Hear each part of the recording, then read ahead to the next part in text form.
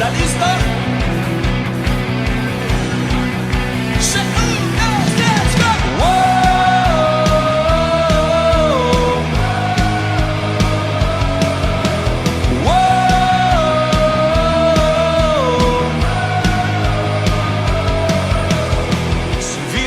Si te redimió, ven a cantar, ven a cantar. Si te alcanzó la gracia del Rey, ven a cantar, ven a cantar.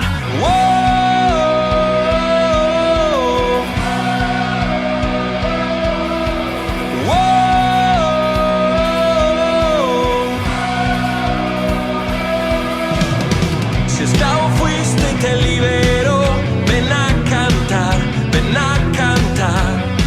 Levanta un grito de libertad, ven a cantar, ven a cantar.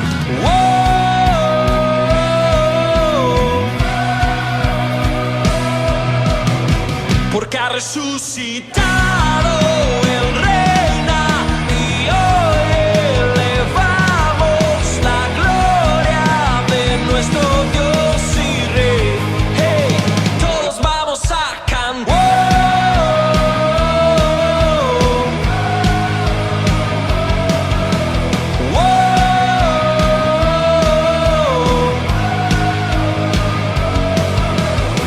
Está en ti, canta una canción, ven a cantar, ven a cantar.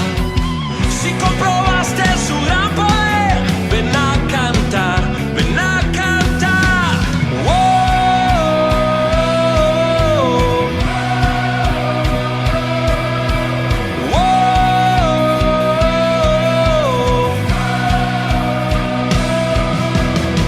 Porque ha resucitado, Él reina y hoy elevamos la gloria de nuestro Dios y Rey. Porque ha resucitado, Él reina y hoy elevamos la gloria de nuestro Dios y Rey. Hey, todos vamos a cantar.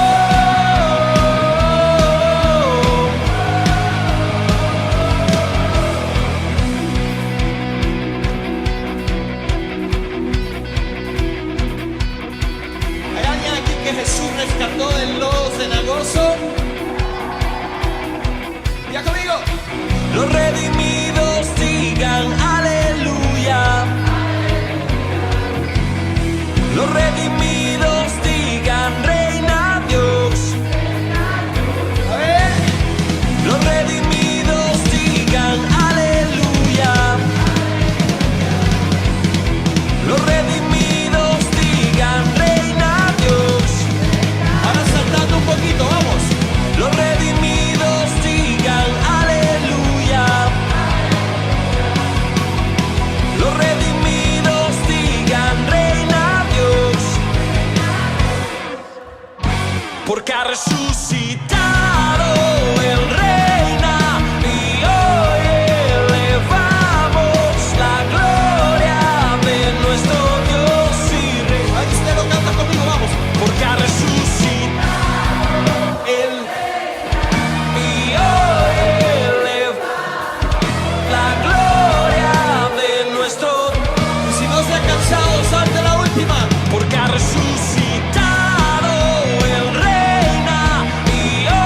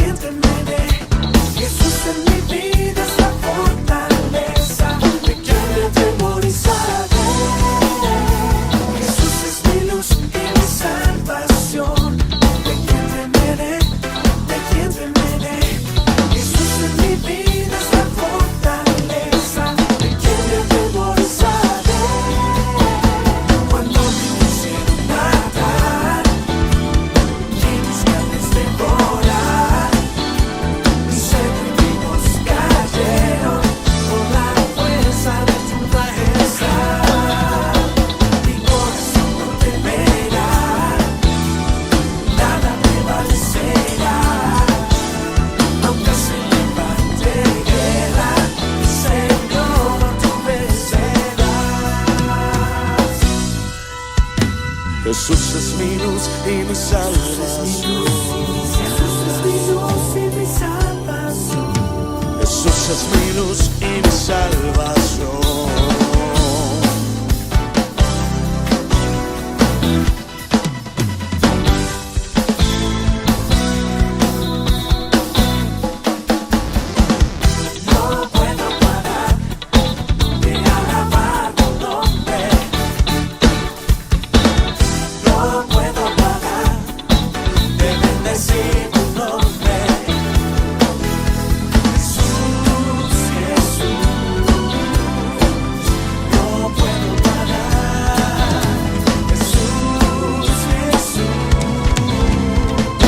No puedo parar.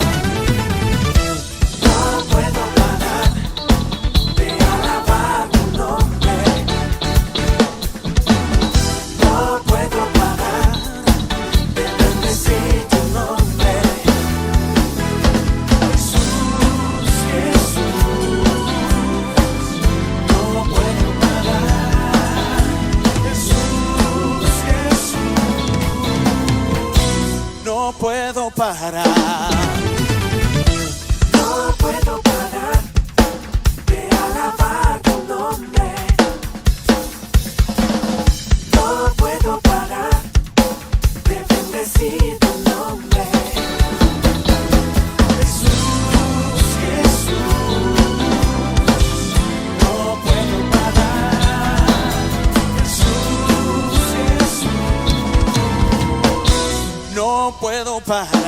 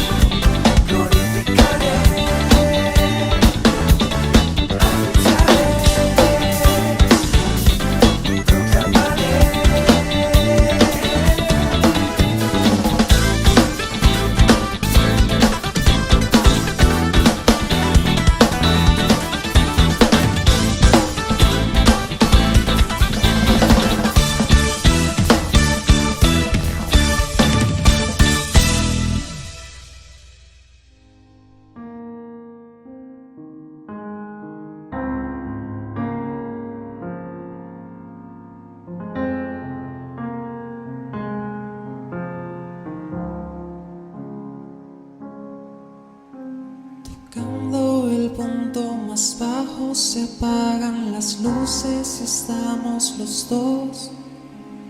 Ahora entiendo que siempre hemos sido tú y yo. Sabes mis imperfecciones y callas las voces en contra de mí. Llueve tu gracia sobre lo que un día yo fui. Habiendo estado muy lejos, nunca me soltaste.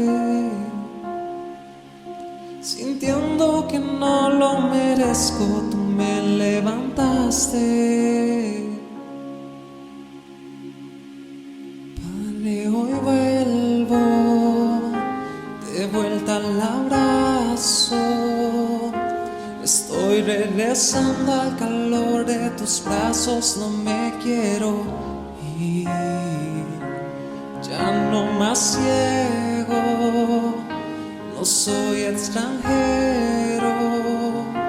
Estoy regresando al calor de tus brazos, no me quiero ir. Hoy vuelvo a ti, hoy vuelvo a ti. Vuelvo a ti, hoy vuelvo a ti. Porque me acerco confiado, pegado a tu pecho, te escucho decir: he sido tu hijo aun cuando me perdí. Dios trae mi alma a casa, recuerda que no hay nadie que me ame así. He sido el único que dio todo por mí. Habiendo estado muy lejos, nunca me soltaste. Sintiendo que no lo merezco, tú me levantaste. Padre, hoy vuelvo de vuelta al abrazo. Estoy regresando al calor de tus brazos, no me quiero ir. Ya no más ciego, no soy extranjero. Estoy regresando al calor de tus brazos, no me quiero ir. Hoy vuelvo a ti, hoy vuelvo a ti. Hoy vuelvo a ti, hoy vuelvo a ti.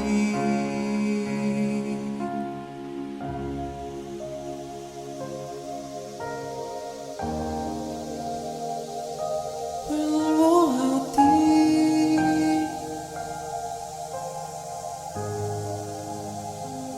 Hoy volvemos a ti.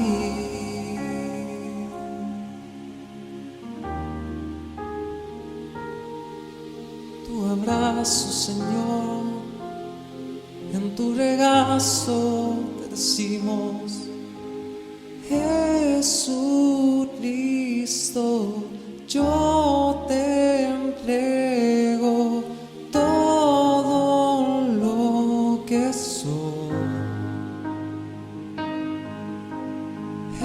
Jesucristo, yo te entrego todo lo que soy. La la la la la la la la. Oh, la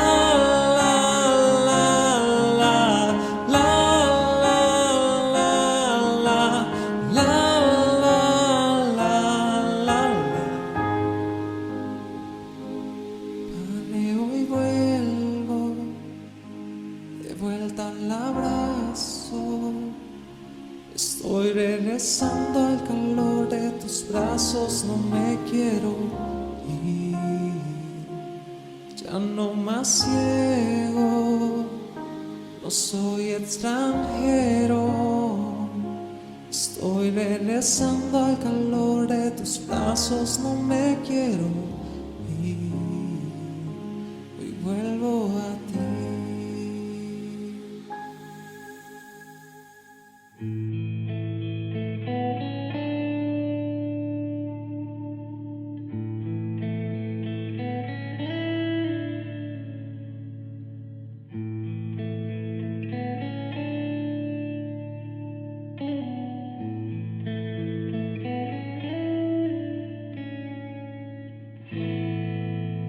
Tu presencia contemplar, adorarte mi Jesús, en espíritu y verdad.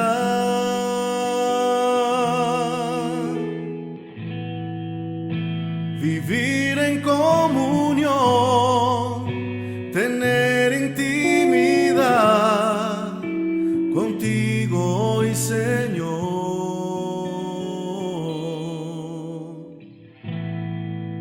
Tu presencia contemplar, adorarte mi Jesús, en espíritu y verdad.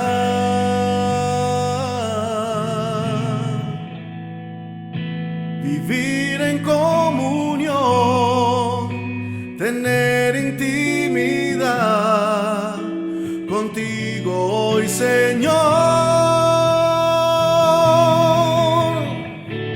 En tu presencia quiero estar, contigo habitar para siempre, Señor.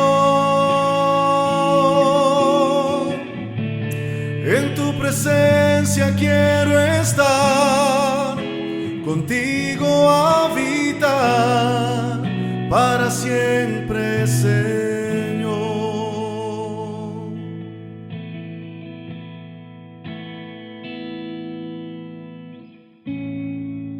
Tu presencia contemplar, adorarte, mi Jesús, en espíritu y verdad.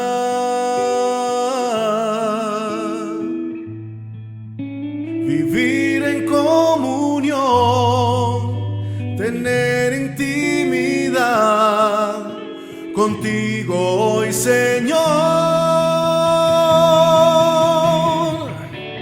En tu presencia quiero estar, contigo habitar para siempre, Señor. En tu presencia quiero estar, contigo habitar para siempre, Señor.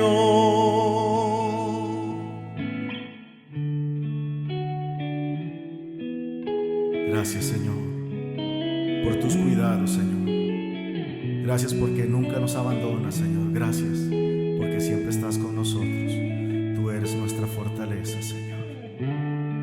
Tú eres nuestro pronto auxilio, Señor. Te damos la gloria solo a ti, Jesús. Te amo, Señor. Te amo, bendito Dios. Amén.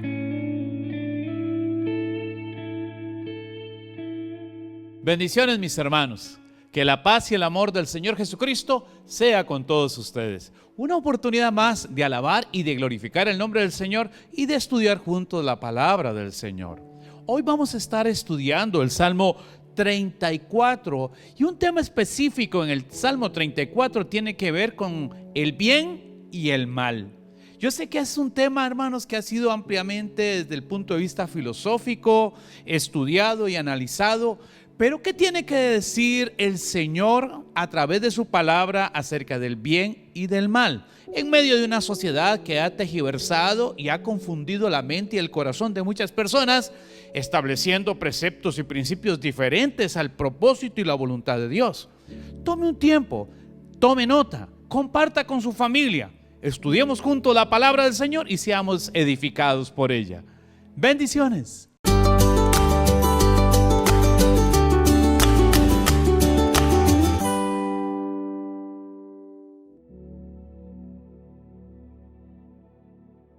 Salmo capítulo 34 y vamos a leer del versículo 11 en adelante. Dice así: vengan, hijos míos, y escúchenme, que voy a enseñarles el temor del Señor.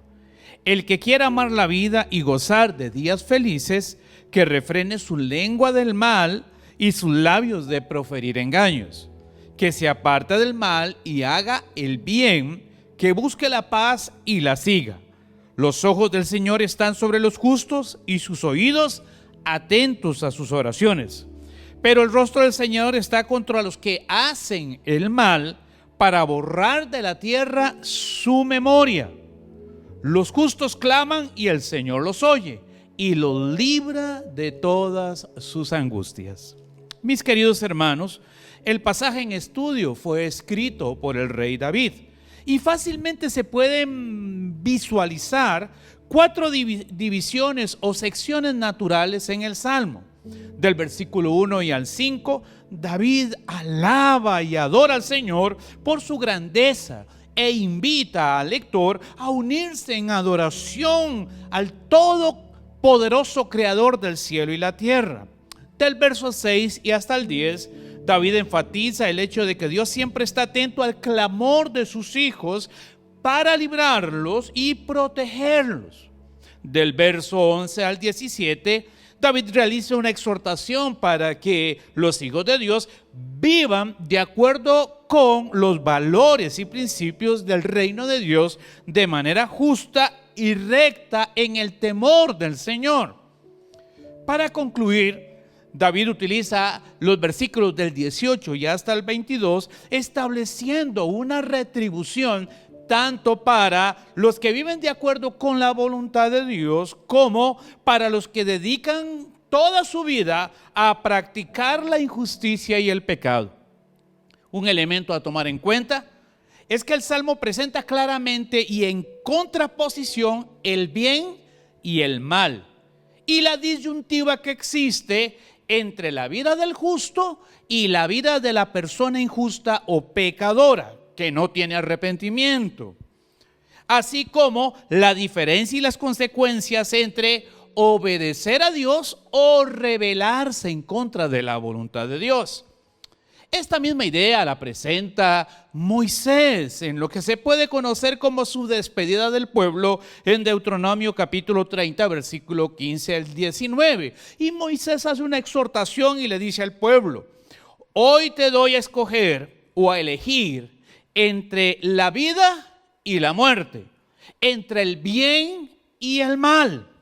La Biblia enseña claramente la importancia de hacer una distinción entre el bien y el mal, como dos condiciones de vida que están delimitadas en términos de propósito, condición y destino, debido a la revelación de Dios, su voluntad salvífica y la transformación que realiza el Espíritu Santo en el ser humano por medio de el sacrificio que Cristo hizo por nosotros en la cruz del Calvario. Para el salmista, conocer, obedecer, humillarse y someterse son acciones y actitudes que caracterizan a la persona que experimenta la revelación, el conocimiento de Dios. Y esta persona es potenciada para vivir y mostrar la misericordia, el amor y la grandeza del Altísimo en sus relaciones sociales y en todas las actividades diarias. De manera paralela, desechar el conocimiento de Dios y que Dios ha propuesto y que Dios ha revelado en términos de mandamientos, estatutos y decretos, es vivir sometido bajo el control del mal. Deuteronomio capítulo 30, versículo 16. Y aunque el injusto o pagano no lo pueda entender, la maldad, dice David, siempre destruirá a los malos. Salmo 34, 21. Esta verdad, hermanos, se proclamó por siglos y fue un principio de vida para todas las personas, independientemente de la cultura, de su condición social, etc. Sin embargo, en las últimas décadas, la humanidad ha experimentado una serie de cambios en su perspectiva con respecto a sí mismos, al mundo que los rodea y hacia Dios, mediante un cambio progresivo de valores y principios que dificulta la distinción entre el bien y el mal, entre hacer y vivir de acuerdo con la voluntad de Dios o vivir según los patrones de conducta que impulsa el idealismo humanista, que está muy bien representado en la ideología del progresismo político y otras élites de poder. Detrás de los principios ideológicos que de una o de otra manera se tratan de imponer sobre la cultura social global, solo existe una realidad: el deseo del hombre de independizarse de Dios y establecer un gobierno humano donde no exista otra realidad más que la autoridad del hombre para el hombre.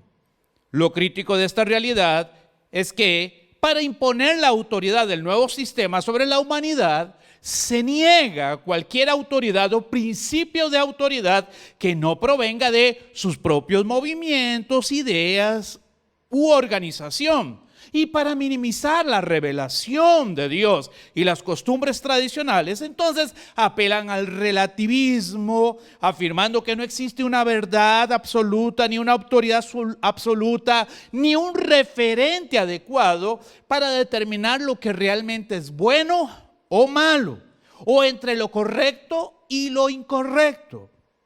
A pesar del uso malicioso y malintencionado que hacen estos grupos de la semántica, existen parámetros éticos de carácter universal dirigidos a orientar la vida de la sociedad mediante principios que dirigen al ser humano de manera metódica y sistemática en la determinación del comportamiento correcto o incorrecto.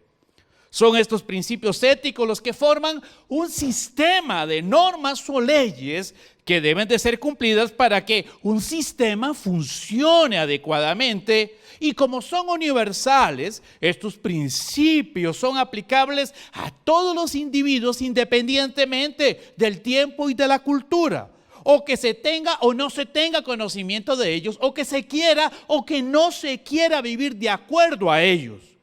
A partir de estos principios universales, y quiero mencionar varios de los principios universales: el principio de la vida, el principio de libertad, el principio de humanidad, el principio del bien, el principio de igualdad y, claro, el principio de moralidad.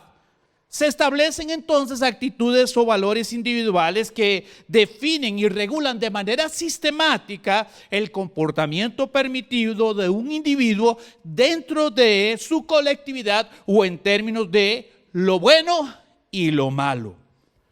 El punto no es que estos grupos desconozcan esta realidad, sino que intencionalmente cometen el error de asignar principios éticos a valores morales, o asignar como valores morales lo que sería en esencia principios éticos para confundir a las personas y ganar terreno en su idea de conquistar el pensamiento, cambiar las estructuras y modificar las conductas.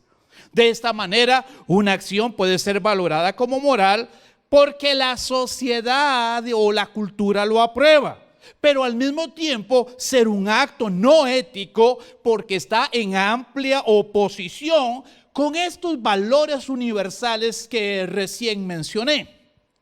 Bajo este razonamiento, una persona puede robar justificando sus acciones en que puede hacerlo porque su conciencia se lo permite, pero nunca preguntarse si esta acción está en oposición al principio del bien.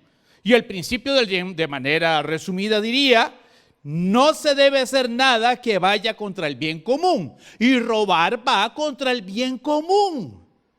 Una ley puede otorgar el derecho de matar a un niño antes de nacer, y la persona puede practicarse un aborto porque la ley lo permite, y nunca preguntarse si esta acción va en contra de los principios de, número uno, el principio de la vida.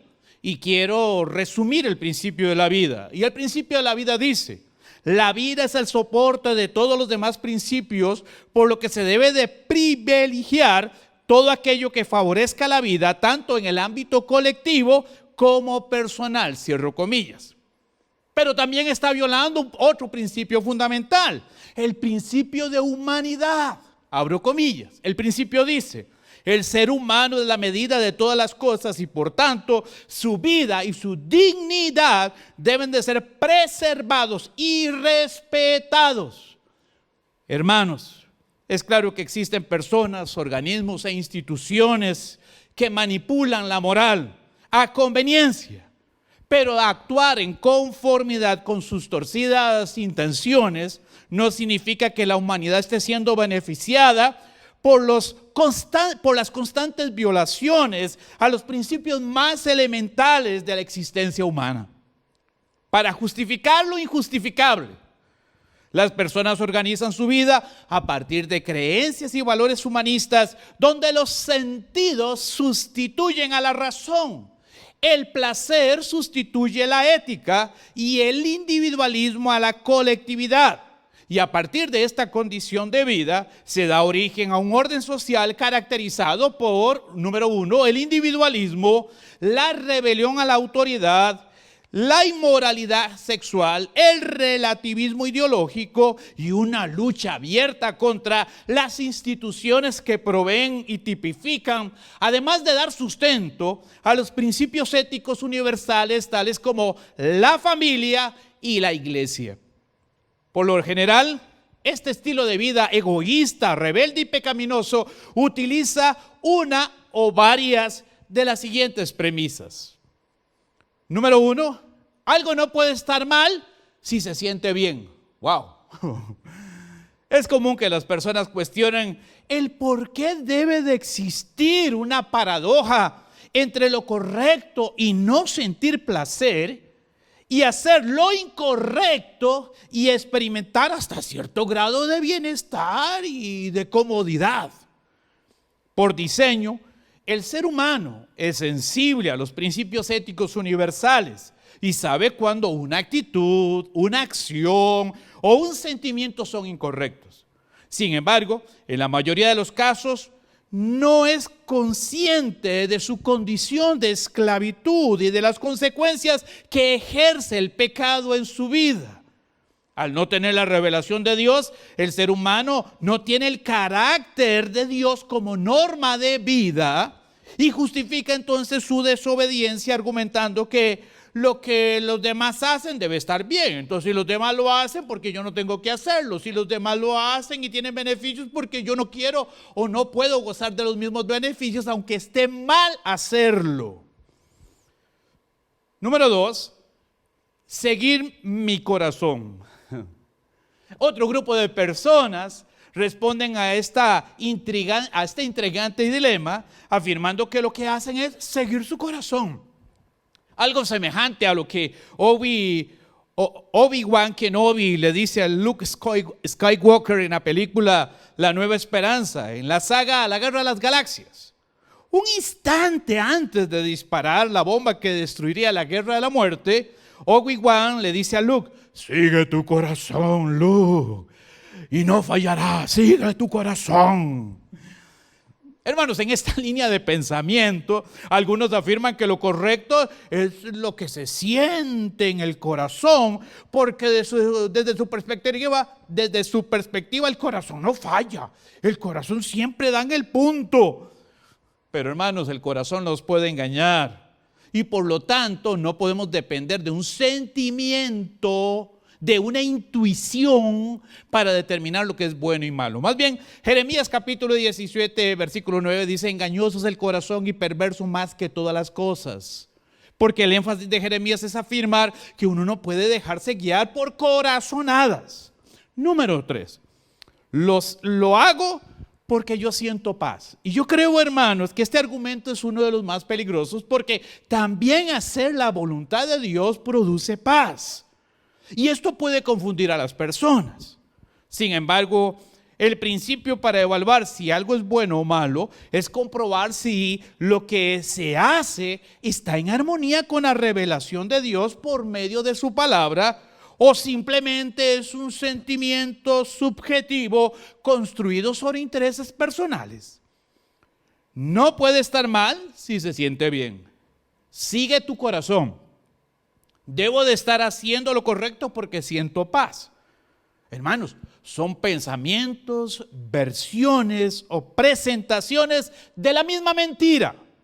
Detrás de todas estas afirmaciones se encuentra la insensatez de creer que la vida, el criterio de verdad y las normas de conducta deben de tener como fundamento una visión antropocéntrica, donde no existen parámetros, leyes o autoridades fuera de sí mismo, y para hacerlo, entonces, sustituyen los principios éticos fundamentales y la revelación de la palabra de Dios por la supremacía de la experiencia. Pero ¿cuáles han sido los resultados de este modelo de pensamiento y de conducta? Sin ahondar mucho, se está frente a una sociedad sometida a supuestos, carente de una verdad absoluta, donde todos dicen tener la razón y cada quien determina a su criterio personal lo que es correcto o incorrecto, donde las leyes están a favor del derecho y no a favor de la justicia, donde el poder es para beneficio propio y no para servir a los demás, y donde cada uno hace lo que quiere, creando con esto un caos social, cultural, ético, moral y económico. Pero hermanos, en medio de esta situación tan triste hay buenas noticias. A través de su palabra, Dios desenmascara la mentira que muchos viven y señala lo inútil y pernicioso que es creer en la supremacía de la experiencia. Las Sagradas Escrituras enseñan que sin importar lo que se sienta o lo que se quiera, la experiencia no determina o no puede determinar lo que es correcto o incorrecto, sino que la autoridad de lo que se debe o no se debe de hacer se halla en la palabra revelada de Dios. Porque ésta da testimonio de quién es Dios, cuál es su voluntad y lo que se debe o no se debe de hacer. Y en este sentido, el profeta Isaías afirma: inclinad vuestro oído y venid a mí, oíd y vivirá vuestra alma. Isaías 55:3. Guste o no, desde tiempos de la creación, Dios determina los parámetros del bien y del mal. Y le proveyó al ser humano una conciencia con la capacidad para hacer la diferencia. Sin embargo, debido al pecado humano y a sus consecuencias, la conciencia dejó de ser efectiva y la voluntad humana fue sometida a un estado de esclavitud y corrupción.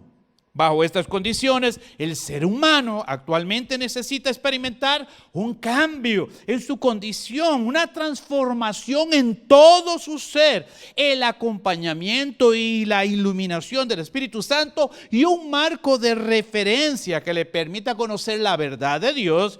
Y en este sentido Jesús dijo: su palabra es la verdad. No dice que es una verdad, dice en absoluto. Es la verdad. Juan 17:17. Para el cristiano, la experiencia subjetiva no determina lo que debe o no debe de hacer. Tampoco son las corazonadas las que deben de guiar su conducta, ni son los deseos o anhelos los que motivan sus decisiones. Si se quiere agradar a Dios y hacer lo bueno, este es el consejo que nos da el apóstol Juan. No améis al mundo ni las cosas que están en el mundo. Si alguno ama al mundo, el amor del Padre no está en él. Porque todo lo que hay en el mundo, los deseos de la carne, los deseos de los ojos y la vanagloria de la vida, no provienen del Padre, sino del mundo. Y el mundo pasa, dice Juan, y sus deseos. Pero el que hace, subrayo, la voluntad de Dios, permanece para siempre. Primera de Juan 2:15-17. La Biblia, hermanos, no siempre habla del mundo en términos negativos, pero cuando lo hace, no se está refiriendo al globo terráqueo, sino al orden creado, al sistema que se opone a Dios y que no está dispuesto a reconocer ni a someterse al gobierno de Dios. Y en lugar de esto lo sustituye colocando como fundamento y autoridad de vida ideologías sin soporte científico y supuestas libertades construidas mediante la tiranía de las minorías sobre la voluntad de las mayorías. Esta realidad evidencia una paradoja. Muchas personas dicen creer en Dios, pero desaprueban que Dios les diga cómo vivir, qué hacer y qué no hacer. Con su boca confiesan ser creyentes, pero gobiernan su vida como si Dios no existiera o no tuviera nada que decir en cuanto al bien y al mal. Por diseño natural, el ser humano necesita creer y adorar, pero quieren un Dios que se acomode a sus gustos, deseos y placeres. Un Dios que guarde silencio ante la maldad y la injusticia del hombre. Un Dios que se someta al poder del gobierno humano y no se entrometa en los planes y diseños que proyecta la arquitectura de una nueva humanidad caracterizada por el individualismo, el secularismo, el libertinaje y el rechazo de cualquier signo de autoridad, además de una enfatizada inmoralidad sexual. Frente a esta realidad, el salmista en el Salmo 34 exclama: prueben y vean que el Señor es bueno y dichosos los que en Él confían. Salmo 34, versículo 8. Desde el punto de vista del salmista, el que quiera amar la vida y gozar de días felices, verso 12, debe de apartarse del mal y hacer el bien, buscar la paz y seguirla, verso 14. Pero la pregunta que surge es ¿cómo hacerlo? ¿Cómo apartarse del mal y hacer el bien? ¿Cómo encontrar paz y vivir en ella? ¿Cómo diferenciar entre el bien y el mal? Para responder a estas preguntas, el salmista presenta tres realidades. Número uno, las personas deben de conocer el temor del Señor. Número dos, el temor del Señor debe ser la plataforma donde se debe de construir la vida. Y número tres, el temor del Señor librará al justo del mal. Comencemos. Las personas deben de conocer el temor del Señor. El salmista no tiene la intención de afirmar que la relación entre el ser humano y Dios debe de estar fundamentada en el miedo. Tampoco describe una relación por obligación o como medio de compensación. El temor del Señor está relacionado más bien con mostrar reverencia y admiración por quien es Dios. Ojo, no es por lo que Dios hace, por quien es Dios. Pero también mostrar admiración y reverencia por sus actos portentosos y sus acciones, por su infinita misericordia, por su paciencia, por su fidelidad, por su misericordia, por su eterno amor. En un acto de gratitud, el salmista invita a los lectores para que se suman y unan sus voces en adoración para proclamar la grandeza del Señor, el poder y la misericordia del Altísimo sobre sus hijos. Porque son sus hijos los que encontrarán refugio, encontrarán protección y una respuesta adecuada a sus aflicciones y problemas. Pero temer al Señor no es un asunto de contemplación, porque hay gente que dice, bueno, yo temo al Señor y es un asunto de contemplación. A veces piensan que temor al Señor es un asunto de admiración para Dios. No, más bien el temor al Señor implica un conocimiento personal y íntimo de quién es Dios y de cuáles son sus propósitos. De ahí surge el temor al Señor. Salomón afirma que el temor al Señor es el principio del conocimiento, Proverbios 1:8.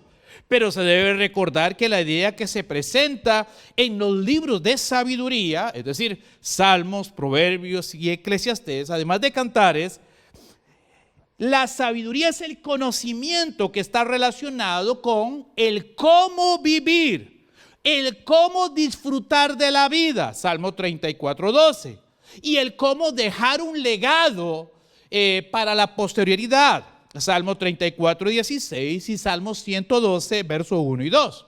Entonces, el conocimiento, el temor de Dios le asegura a la persona tres realidades. Número uno, le enseña cómo vivir. Número dos, le enseña cómo disfrutar la vida. Y número tres, le provee la posibilidad de dejar un legado para la posterioridad. En su despedida, Moisés le advirtió al pueblo también lo que Dios esperaba de ellos y afirmó: simplemente que le temas y andes en sus caminos y que lo ames, le sirvas con todo tu corazón y con toda tu alma, y que cumpla los mandamientos y los preceptos que hoy te manda cumplir, para que te vaya bien. Qué lindo, para que te vaya bien, para que sepas cómo vivir, para que te vaya bien. Por esta razón que el autor del libro de Proverbios declara: quien teme al Señor aborrece lo malo, Proverbios 8:13. Es decir, el que conoce al Señor, inmediatamente en su corazón hay un sentido profundo de reverencia delante del Señor, y hay un deseo profundo de conocer la voluntad de Dios, y hay un deseo innato, una respuesta que se origina en hacer la voluntad de Dios y dejar de hacer mi propia voluntad, someterme al señorío de Cristo y renunciar al deseo de gobernar mi vida por mí mismo. Ese es el resultado del temor del Señor. ¿Y cómo vivir la vida? Bueno, apartándonos del mal, y ese es el énfasis que hacen los diferentes escritores a lo largo de toda la Biblia: apartarse del mal. Es decir, aborrecer el orgullo, la arrogancia, la mala conducta y el lenguaje perverso, Proverbios 8:13. Y según el autor del Salmo 34, refrenar la lengua del mal y no proferir engaño con su boca, Salmo 34:13. Número 2, el temor al Señor es la plataforma donde se debe de construir la vida. De acuerdo con lo que hemos venido estudiando, la sociedad presenta muchas formas de cómo diseñar y construir la vida. Pero para el salmista solo existe una con el éxito asegurado. El que quiere amar la vida y gozar de días felices, sentencia: apártase del mal y haga el bien. Salmo 34, 14. Es el temor y el conocimiento del Altísimo lo que capacita al ser humano para saber distinguir lo bueno de lo malo, con el propósito de conocer el camino de la justicia, del derecho y de la equidad. Proverbios capítulo 2, versículo 9 y hasta el 10. A partir del conocimiento y el temor de Dios, las personas experimentan paz, seguridad, confianza en que Dios va a cumplir su palabra y Dios es fiel a su palabra y que lo que Dios promete, Dios lo cumplirá.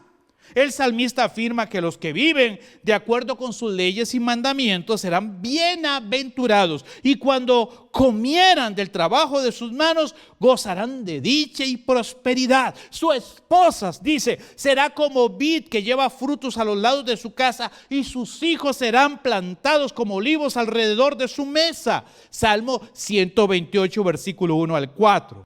Este es el mismo énfasis del autor en el Salmo 34. Los que conocen al Señor se apartan del mal y viven para honrar al Señor en todos los aspectos de su diario vivir. Y a pesar que el autor no niega la realidad del sufrimiento como parte inherente de la vida del justo, la promesa del Señor es que Dios siempre lo escuchará sus oraciones. Y vea el énfasis, capítulo 34, versículos 4 y versículo 17. Y no solo escuchará sus oraciones, sino que el Salmo asegura que Dios responderá a su clamor, lo librará de todas sus angustias. Salmo 34, versículo 6, versículo 17 y versículo 19.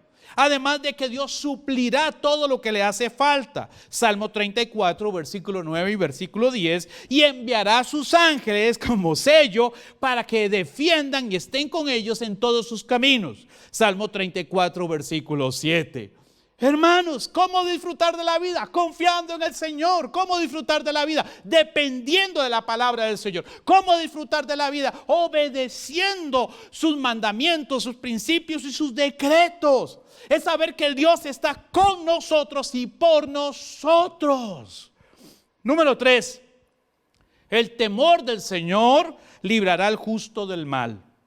Si usted observa con cuidado la estructura del Salmo, el autor construye su argumento abrigando la confianza de la intervención divina, cualquiera que fuera el caso o la circunstancia en la vida de los justos. De esta manera el Señor libra al justo de sus temores, versículo 4. Lo libra de la angustia, versículo 6. Y en el verso 22, lo libra de padecer el mismo destino que los malvados. Es decir, aquellos que viven y hacen solamente para complacer sus instintos pecaminosos y viven de acuerdo a su injusticia. Los que viven y practican el mal no tendrán un legado. Y repasemos otra vez la expectativa de vida del autor. Gozar la vida, disfrutar de la vida. Número 2, tener un legado. Y número 3, aprender cómo vivir. Y si el que teme al Señor y obedece sus mandamientos encuentra satisfacción plena en conocer cómo vivir, cómo disfrutar la vida y sabiendo que puede confiar en el Señor de que su legado permanecerá, el que no vive de acuerdo a sus mandamientos y valores, pues no tendrá estas bendiciones de parte de Dios. No encontrará paz ni felicidad en la vida. Versículo 9 y versículo 12. Y su existencia será borrada. Y hermanos, esto es una declaración fuerte, muy fuerte. Verso 16. El rostro del Señor está contra los que hacen el mal, para borrar de la tierra su memoria, su memoria. En el pensamiento tradicional hebreo y desde su perspectiva cultural, agrícola y de pastoreo, lo peor que un ser humano podría experimentar en la vida es la escasez, la pérdida de credibilidad, capítulo 34, versículo 5, y no dejar un legado como elemento probatorio de éxito, versículo 34, versículo 16. Es claro que existe una diferencia cultural en la expectativa de vida entre la cultura del autor del Salmo 34 y la presente generación. Sin embargo, los motivos que predominan en la lucha constante del diario vivir siguen siendo los mismos. Tener éxito, y todo el mundo anda buscando el éxito hoy. Disfrutar de la vida, y todo el mundo anda inventando cosas y haciendo cosas de cómo disfrutar de la vida. Y dejar un legado. Hermanos, la preocupación de muchas personas hoy en día es qué va a pasar en el futuro. Pero para lograrlo, la realidad sigue siendo la misma. Apártate del mal y haz el bien. Si algo es enfático el autor del Salmo, es que Dios está a favor del justo y recompensará su vida cuidando de él en todo momento, dándole constantemente motivos de dicha y proveyéndole de seguridad, paz y confianza. Para finalizar, si usted se pregunta, ¿cuál debe ser el criterio para establecer lo que es correcto? El apóstol Juan en su primera carta lo responde, porque el que hace la voluntad de Dios permanece para siempre. Primera de Juan 2:17. La clave en conocer lo bueno de lo malo está en hacer la voluntad de Dios. Porque lo que Dios dice es correcto, es lo que se debe de hacer, es lo que se debe de buscar. Sin importar lo que yo sienta, lo que yo quiera, lo que yo piense. Desglosemos esto en pensamientos, en líneas. Si Dios no dice que sí, mi hermano, más vale que usted diga que no. Otra vez, si Dios no dice que sí explícitamente en la Biblia, es mejor que usted diga que no. 2, si Dios no aprueba lo que usted hace, independientemente cómo lo haga sentir lo que usted está haciendo, hermanos, no lo vuelva a hacer. Arrepiéntase, pida perdón, busque un tiempo de reconciliación y de restauración con el Señor. 3, Dios no aprueba la relación. Si Dios no aprueba la relación que usted tiene, sienta lo que usted sienta. Más vale que no continúe con su conducta, porque van a venir consecuencias y las consecuencias son terribles. 3, si lo que desea, con lo que usted desea, usted ofende a Dios, independientemente de lo que sienta, no lo vuelva a hacer. Si Dios no aprueba sus actitudes, independientemente de cuáles son sus motivaciones, hermanos, no continúen ese camino.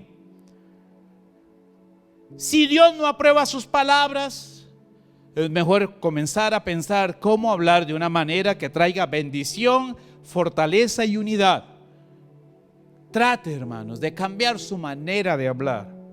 Y por último, si Dios no dice que sí en su palabra, más vale que usted diga que no.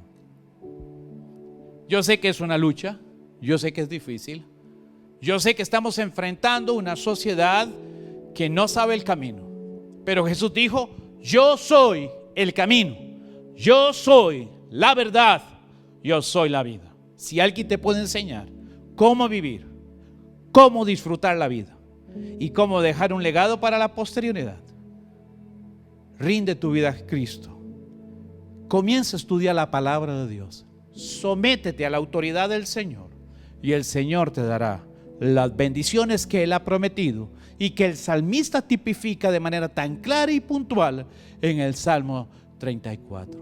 Esta es mi oración a Dios, que Dios te bendiga y que Dios te dé este día la oportunidad de conocerle a Él, conocer su voluntad, pero también te dé la fuerza y la inteligencia para tomar decisiones, cambiar el ritmo y hacer las cosas diferentes para la gloria del Padre.